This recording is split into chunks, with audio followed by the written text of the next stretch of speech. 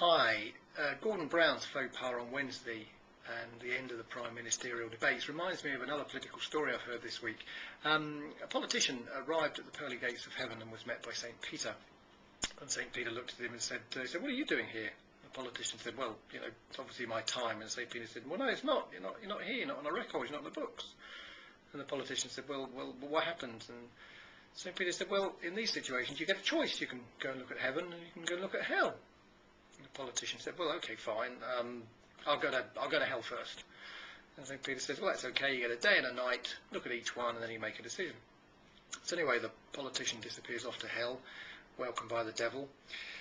First evening, he gets put up in a 5-star hotel, Egyptian sheets, fantastic service. And the following day, he finds all his political friends are there, and he has 18 holes of wonderful golf on the most magnificent course, and he's wined and dined, and his lobster and his caviar and his entertainment, and it's just the most fantastic day.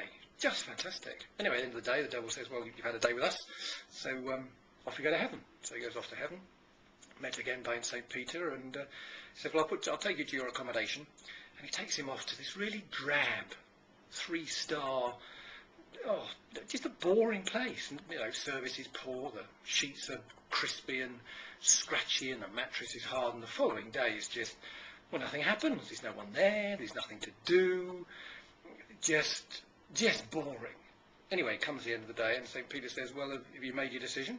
And the politician says, yeah, I have. Yeah, I've made a decision. I'm really, really sorry, St. Peter, but I've chosen to go down to hell. And St. Peter says, well, it's your decision.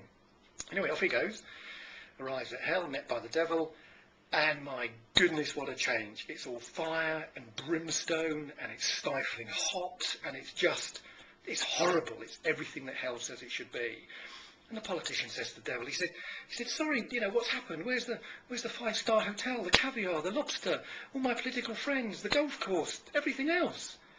And the devil looks at him and he says, well, yesterday we were campaigning.